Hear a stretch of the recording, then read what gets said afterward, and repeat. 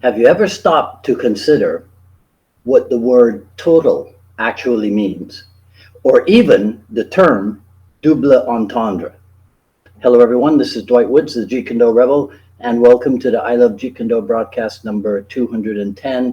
This is the one about total tools and totality in Jeet Kune Do. As you're logging in, if you'd be kind enough to say where you're logging in from, hit the like button and feel free to continue doing so throughout the broadcast. If you're catching the simulcast over on the YouTube, please be sure to like, subscribe, and hit the notification bell as well. If you enjoy my work and you'd like to support the program, please visit jkdrebel.com, click on the Rebel Gear link, and that's where you'll see stuff like this.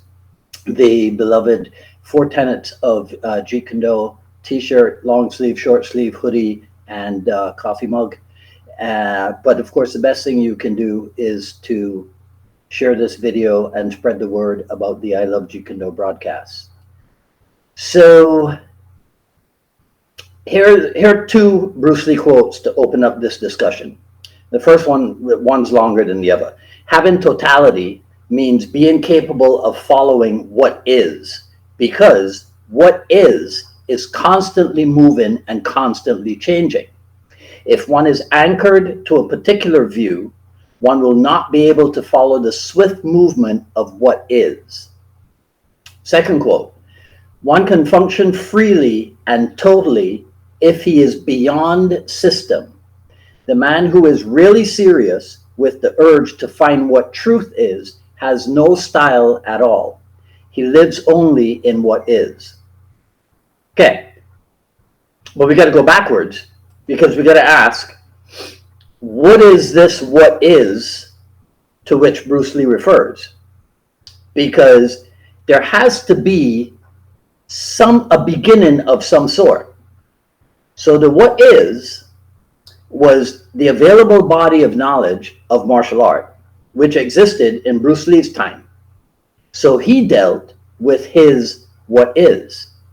But he sought to go beyond the accepted approach of his era, which was to coin a phrase I got from my good friend Mark Stewart, which was to be style-centric. Bruce Lee was not interested in that aspect, and what he perceived as the limitation that is brought on by such an approach. We can say that Bruce Lee preferred to look beyond the techniques of any particular style, any particular art, and instead to look at the tools that are being developed to perform these techniques.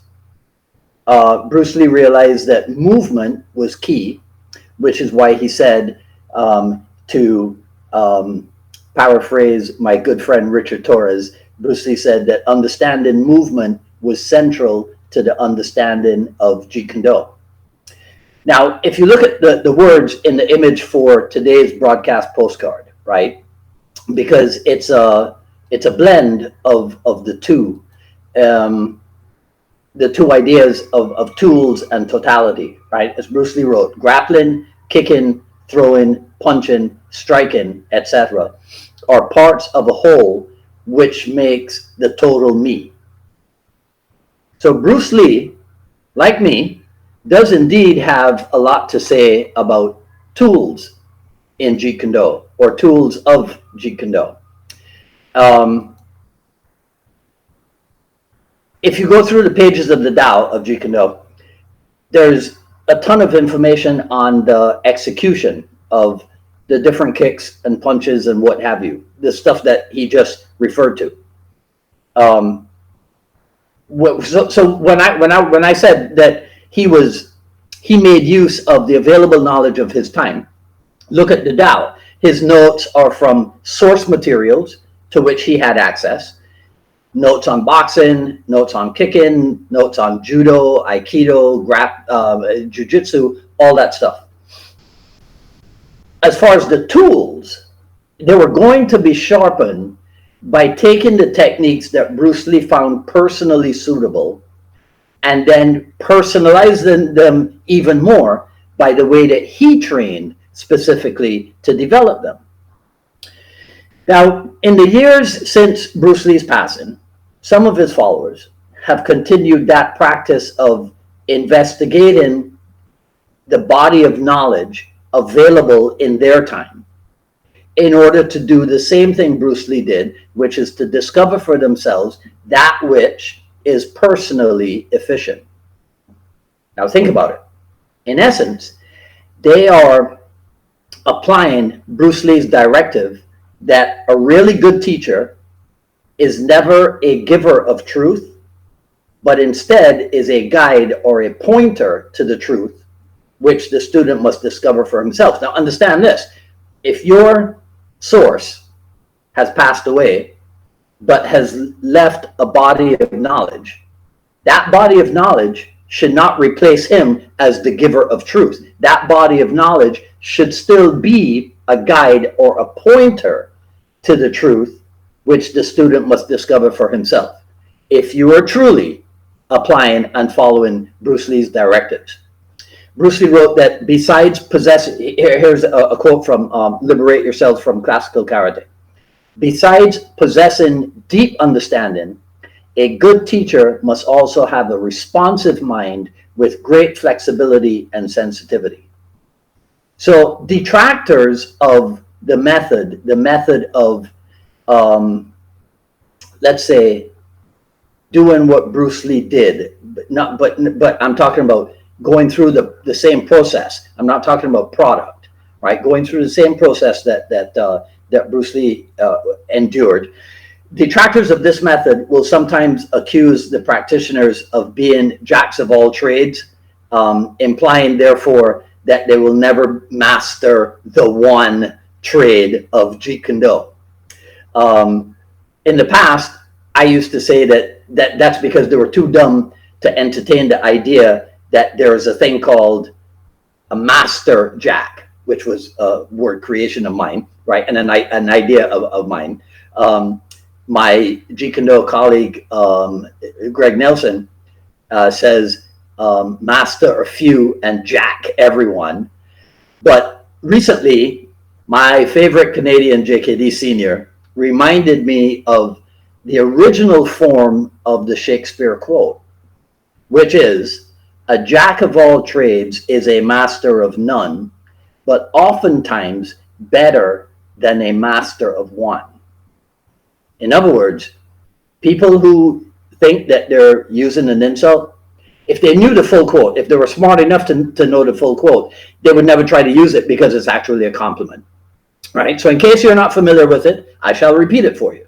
A jack of all trades is a master of none, but oftentimes better than a master of one. All right, so after waxing philosophical there, I shall leave you with this, right? As much as Bruce Lee wrote about the physical tools of Jeet Kune Do, he also waxed philosophical about them as well. The same man who detailed exactly how to throw a damaging straight lead punch also wrote, the finger jabs, the side kicks, the back fists, and so forth are tools of destruction and violence, which indeed are a couple of their functions. But there's also the belief that the primary function of such tools is revealed when they are self-directed and destroy greed, fear, anger, and folly. Hence, the tools of Jeet Kune Do. Okay, what say you? What do you think? Let me know in the comments below. That's really all I got to say about this video. I've been on Facebook way too much already this week. All right. If you like what you heard, please comment, rate, subscribe, hit the notification bell. Follow me on Twitter at Dwight Woods and on Instagram at Dwight D. Woods. Remember, email me at jkdrebel at gmail.com. Put JKDSS as in Sam, as in success strategies. Put JKDSS in the subject line so I know exactly what you're. This is for people who are interested in getting on the mailing list for the aforementioned Jeet Kune Do success strategies, which will be, I'll tell you what, it's going to be a new Facebook page and website for Jeet Kune Do practitioners who are interested in taking their study to the next level. So jkdrebel at gmail.com, just put JKDSS in the subject line and I'll add you to the mailing list. I can tell you one what I'm hoping to do is with that response, put together an initial Zoom conference, not a live stream or anything, just a Zoom conference to discuss exactly what it is that everyone's looking for, right? Okay, so that's that. And coming up on Friday, January 14th, Jeet Kune Do Dialogues episode with Juan Perez of Combatives Unlimited, fellow Floridian up in Jacksonville. That'll be this Friday at 6 p.m. Today is a pastel day. I went with the light blue. How you like that? Bruce Lee, Kali. I couldn't resist. All right, so hopefully I'll see some of you on Friday when Juan's here with me. Otherwise, I'll see you next Wednesday for another issue of the I Love Jeet Kune Do broadcast. Until then, this is Dwight Woods, the Jeet Kune Do Rebel, signing off. You guys take care. Enjoy the rest of your evening. Talk soon.